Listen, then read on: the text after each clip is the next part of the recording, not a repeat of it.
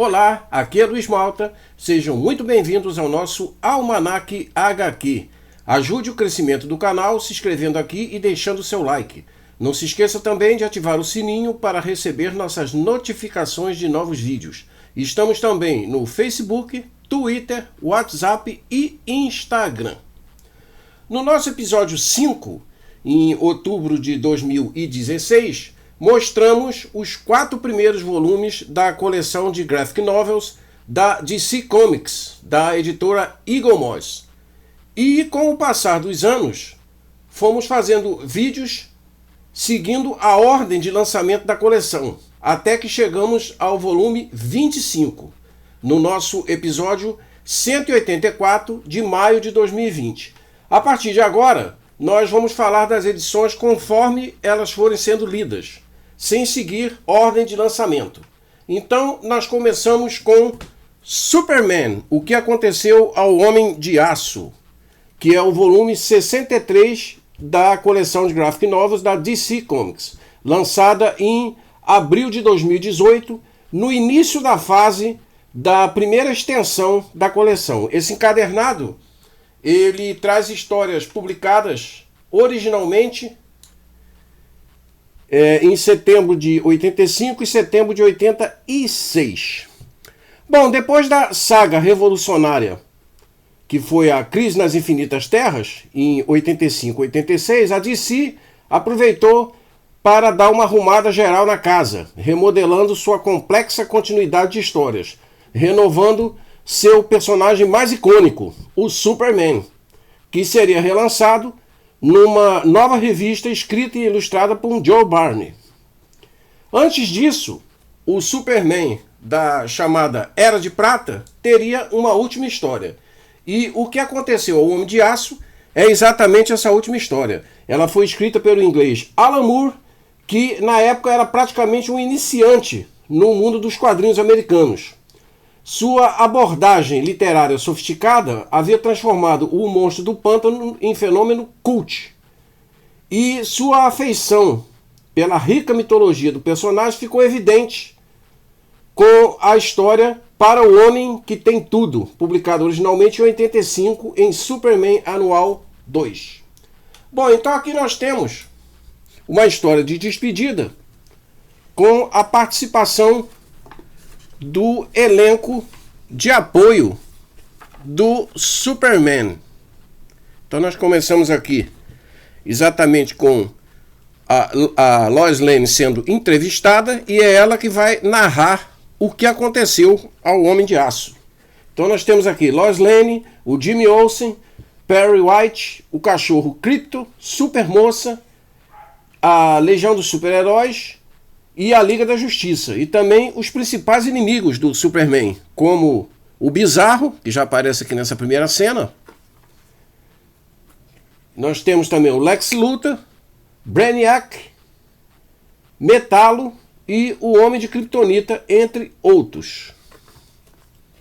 Então a história se inicia exatamente aqui, sem detalhes, né? Tá aqui o Lex Luthor, juntamente com o Brainiac, e sem dar detalhes para não estragar a leitura de vocês.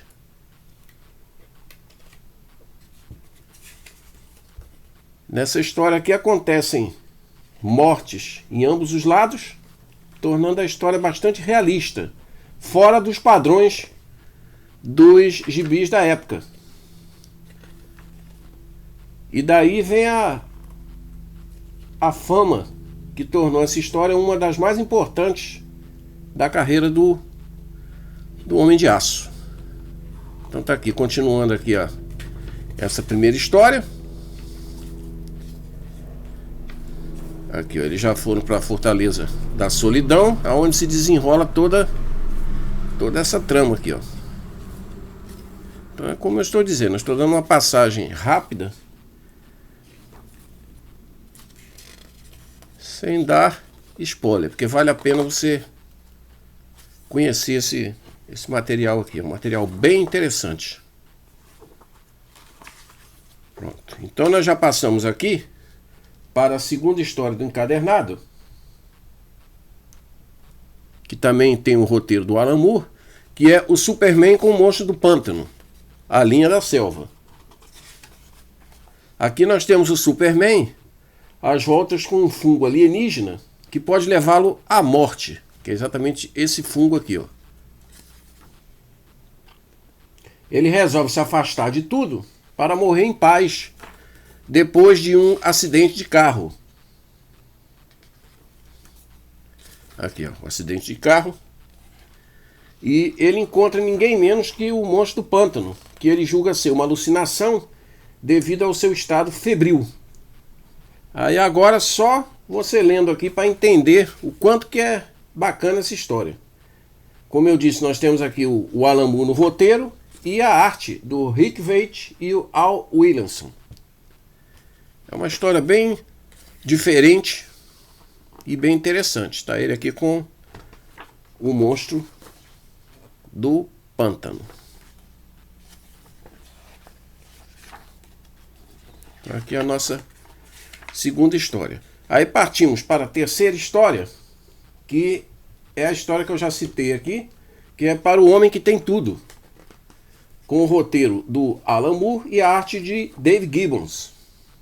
Aqui, o Homem de Aço está comemorando seu aniversário e recebe uma estranha planta de um vilão chamado Mongu, que é essa planta aqui, ó. Essa planta, quando presa ao peito da pessoa, produz uma espécie de sonho com o seu maior desejo. Quer dizer, o que a pessoa tiver como maior desejo é o que ela vai ficar o tempo todo sonhando, pelo fato de estar preso a essa planta. Está aqui o vilão, aqui, o Mongu. Também é uma história muito interessante.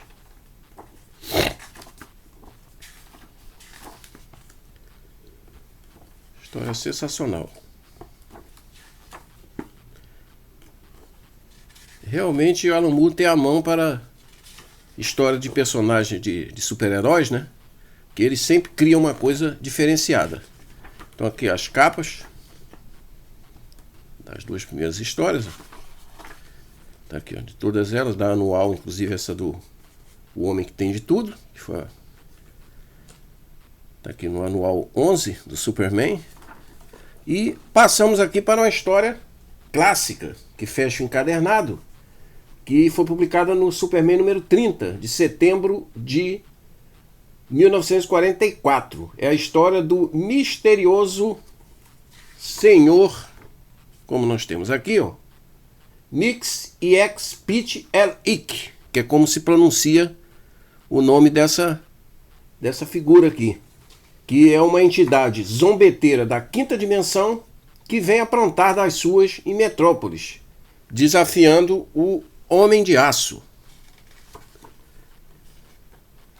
É um quadrinho bem interessante, ó. Na linha mais cartunesca, né? E essa figura tem uma postura cômica e sombria ao mesmo tempo. Podemos dizer que esse duende seria o inimigo perfeito para o Superman. Esse personagem foi criado pelo próprio Jerry Siegel, que foi o co-criador do Superman ao lado de Joe Shuster. Aliás, a dupla é a responsável por essa história aqui. Então isso aqui é um material clássico, que também vale a pena dar uma conferida. E fecha aqui o nosso encadernado de maneira bem interessante. Bom, já temos aqui as outras edições e o nosso encadernado se fecha assim. O que aconteceu ao Homem de Aço saiu também em capa dura pela Panini em 2013 e foi relançado em 2019. Bom, essa foi a nossa resenha de hoje. Se você ainda não leu esse material, vale a pena dar uma boa conferida. Espero que vocês tenham gostado do vídeo. Por hoje ficamos por aqui, mas na semana que vem nós estaremos de volta com mais um Almanac HQ. Então, até lá, um forte abraço, valeu!